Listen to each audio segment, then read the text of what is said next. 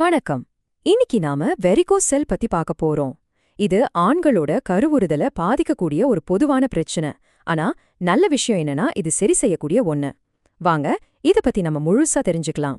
வாங்க இந்த ஒரு மேற்கோளோட ஆரம்பிக்கலாம். இதுல ஒரு முக்கியமான விஷயம் இருக்கு. வெரிகோசெல்ங்கிறது ஆண் மலட்டுத்தன்மைக்கு ஒரு பொதுவான காரணமா இருந்தாலும் இது சரி பண்ணக்கூடிய ஒரு மெடிக்கல் கண்டிஷன். அதனால இத ஒரு முடிவா பார்க்காம இத ஒரு தீர்வுக்கான தொடக்க புள்ளியா பார்க்கணும். இங்க பாருங்க, இந்த நம்பர்ஸ் ஒரு முக்கியமான கதைய சொல்லுது. பொதுவா ஆண் மக்கள் தொகையில 15% பேருக்கு வெரிகோசீல் இருக்கு. ஆனா குழந்தை இல்லாம பிரச்சனைய சந்திக்கிற ஆண்கள்ல இந்த எண்ணிக்கை நேரா 40% உயருது. இதுக்கு என்ன அர்த்தம் தெரியுமா? நீங்க கருத்தரிக்கிறதுல சவால்களை சந்திச்சீங்கன்னா இது நீங்க கண்டிப்பா தெரிஞ்சுக்க வேண்டிய ஒரு விஷயம். சரி, வெரிகோசெல்னா என்ன? அது எப்படி விந்தணுக்களை பாதிக்குது? அது வெறும் வீக்கம் மட்டும்தானா? இல்லவே இல்ல. அதுக்கு பின்னாடி இருக்கிற அறிவியலை இப்போ சிம்பிளா பார்க்கலாம். முதல்ல நாம பார்க்க போறது தெர்மல் எஃபெக்ட், அதாவது வெப்ப விளைவு. இது சிம்பிளா சொல்லணும்னா ஒரு ஹாட் ரேடியேட்டர் லீக் மாதிரி நினைச்சுக்கோங்க. நம்ம உடம்போட மத்த பகுதிகளை விட விதைப்பை எப்பவுமே 2 to 3 டிகிரி செல்சியஸ் வரைக்கும் குளிர்ச்சியா இருக்கணும். ஆனா வெரிகோசெல்னால ரத்தம் அங்கேயே தேங்கும் போது அந்த இடம் சூடாகுது. இந்த அதிகப்படியான வெப்பம் விந்தணுவோட வளர்ச்சியையும் அதோட இயக்கத்தையும் ரொம்ப மோசமா பாதிக்கும். வெப்பம் மட்டும் பிரச்சனை இல்ல, ரெண்டாவதா ஒரு பெரிய பிரச்சனை இருக்கு. அதுதான் ஆக்சிடேட்டிவ் ஸ்ட்ரெஸ். இது ஒரு டாக்ஸிக் பேக்ஃப்ளோ மாதிரி. அதாவது தேங்கி போன ரத்தம் வெறும் சூட்டை மட்டும் கொண்டு வரதில்ல, அது கூடவே கிட்னி, அட்ரீனல் சுரப்பிகள்ல இருந்து வர கழிவுகளையும் திருப்பி கொண்டு வருது.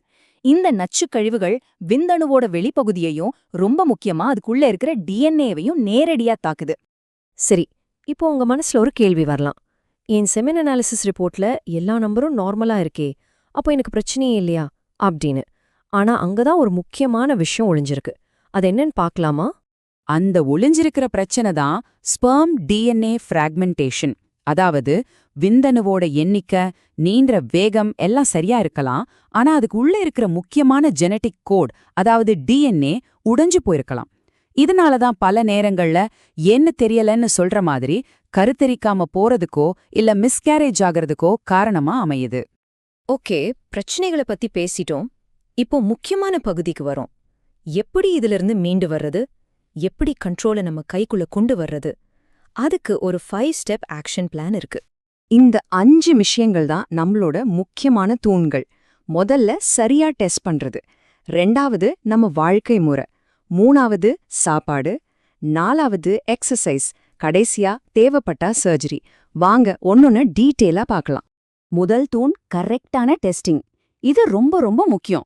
ஒரே ஒரு டெஸ்ட்டை வச்சு எந்த முடிவுக்கும் வரக்கூடாது. ஏன் தெரியுமா?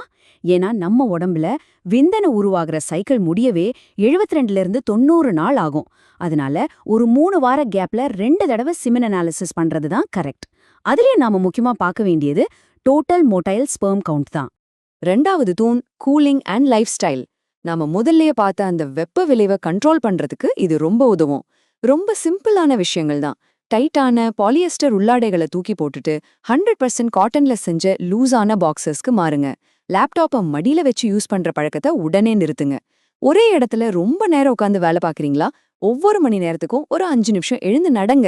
அவ்வளவுதான். 3வது தூண் ஊட்டச்சத்தும் நீரேற்றமும், அதாவது சாப்பாடும் தண்ணியும்.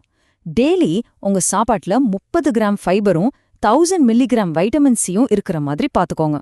இதுக்கு நெல்லிக்காய், கொய்யாப்பழம்லாம் சூப்பரான சாய்ஸ்.